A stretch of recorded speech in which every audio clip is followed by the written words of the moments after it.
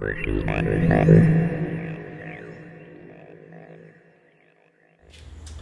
what's up everybody? This is Urban Armed, and I wanted to make a video on flying with long guns. I just recently, within the last couple weeks, took a trip from here in the great state of Georgia, it's really not that great, to Colorado to visit family and got trucks rolling by, FedEx on a Saturday. Visit family, got a bunch of property out there and stuff, so went out there and did some shooting. Made quite a bit of shooting out there actually, but I wanted to take 4 guns with me, and I watched a couple videos before I went on my trip just to know what to expect traveling with firearms. Talked to a couple people like Travis, also known as DJ Alkaline 1, and some other folks in some other chat forums and stuff like that. And my experience is that everyone has a different experience, because I just 2 nights ago was watching Dino, Adamador, Adamador, I just can't say it. He was on the Tom's channel, Weapons Education, talking about his experience traveling with pistols, which is very different from my experience traveling with long guns, which is also very different from Travis's experience traveling with long guns as well. Travis went out to the E-bomby shoot. What's with all these freaking trucks, dude? Like, I think the FedEx guy forgot a package. So anyway, I'm gonna go ahead and talk about my experience. I flew on Airtran from Hartsfield International, Hartsfield-Jackson International here in Atlanta to Denver International Airport in Denver, Colorado. My experience is that even the people at the counters of the airlines don't even know what the hell they're really doing, because from talking to one rep, talking to another, and then other people's experience, I committed a felony apparently in the Atlanta Hartsfield International Airport, because I walked in with locks on my case. The gun case is locked, non-TSA approved, my locks. If they wanted to open my case, I wanted to be present. So I used my locks, and I kept a key on a lanyard around my neck. And that's fine, you can do that. They're not supposed to open this case without your presence. So they can page you over the intercom, they can call you, they can do whatever they need to, but I did not want them opening my case. And so in any case, I brought the case in. This is a Pelican 1720. I'll do a review on this later. But I brought the case in just like this, 4 locks on the case, and brought it to the counter at Airtran in Atlanta, and she said, open the case. Well, so I did, because I didn't know any better. So I went ahead and opened the case right there where all the scales are, people are around, opened it up, and she did a visual inspection and asked me one question, which is, do you have any ammo in this case? I said, absolutely not. It's another thing that differed from Dino's experience over on the Weapons Education channel was Tom said you could travel with ammo in the case, 14 pounds of ammo or 11 pounds of ammo. You might be able to do that, but not in the same case as your firearm. Absolutely not. They knew, not happening. So be careful about that, because both ways, coming and going, they were asking, obviously the firearms cannot be loaded, and second of all, no ammo in the case that the firearms are in. You can carry ammo in a separate case, but not in the same case as your firearms. So I opened up the case, and basically she did a visual inspection, and then she put a tag in there, which I'll show you in a second. And then I took it around to the oversized baggage check-in, which is TSA office, and they opened the case, they did a swab check, they ran it through a scanning machine, they pulled it out. I was present the whole time. I put my locks on the case, and then they put it on the conveyor belt to go in a check baggage. When I got to Denver International Airport, I went to the baggage claim. They paged me to come to the oversized baggage office. I came in, my case was already there. Even before the luggage started coming off the belt for all the other passengers that were on that flight, my case was already there. So I went in and showed them my ID. They gave me my case. That was it. See you later. It was actually a pretty smooth experience, but it was different from a couple other people's. So then on the way back, I came to Denver International and told them I'm checking firearms, and they did what they were supposed to. The guy filled out the red slip and said, slide this in your case. All you're supposed to do is open your case and slide it in there. You're not supposed to open and display your firearms, because apparently that is a felony offense which I did in Atlanta because at the request of the ticket agent. So I slid it in there. They called another person, a TSA, actually it wasn't a TSA rep, but it was a Airtran red jacket person who brought a cart over to the counter, put my case on the cart. He wheeled it over to the TSA office. I followed and walked behind him. We got to the TSA counter. I stood outside the doors, but I was present. They asked for my key. I gave them the key. They took all the locks off. They opened it, did a visual inspection. They did not pull my firearms out, but they did do a visual inspection. They closed it back up, put it through this big scanner, which almost looks like a big tanning bed, right? And they put it through a big scanner. It came back out. He had me sign a form. I signed a form, which I didn't do this in Atlanta, so it's different. Then we took that form, put it in the case, they closed the case, locked it, locked all my locks, gave me back my keys. So in any case, I figure what I'll do is I'll go ahead and bring the camera in so you can actually see my case a little bit, how you know, what the tags are that they gave me, and actually how I packed my firearms in here. So let me go ahead and move the camera a little bit closer and show you what that looks like. Okay guys, so as you can see, I'm gonna go ahead and lay the case flat. Trying to make sure I get all this in frame. So I already had my locks unlocked because I was gonna lock them for the video. I bought these locks at Lowe's, a 4-pack for I believe it was $12.97, like 13 bucks. And I liked it because they all use the same key, so you don't need like different keys or anything like that.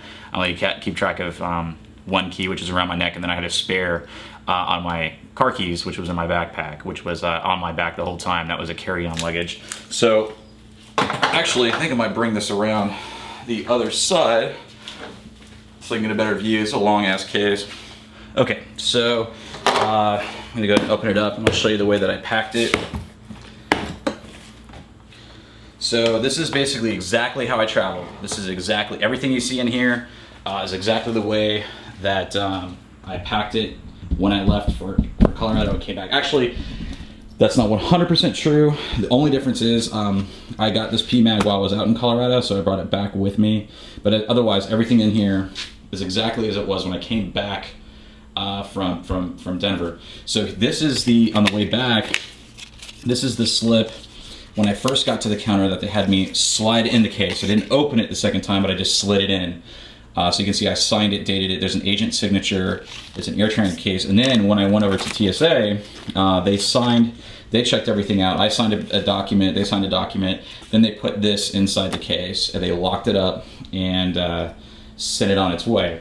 So I traveled on the way there with my, this is an AK-47, Century International Arms AK-47, the 75 GP Sporter with 2 mags. So I put a mag in here and I cut all this out myself. So you can probably tell because it's not the best cut job. It's not like a laser cut job, whatever. You can get them because I wanted to do it myself because I knew what I wanted to bring and I had to pack it a certain way to get everything in. So I brought 2 mags, one here, one here. My AK-47, so I had my AK-47, 2 mags. Then I brought my, this is my AR-15.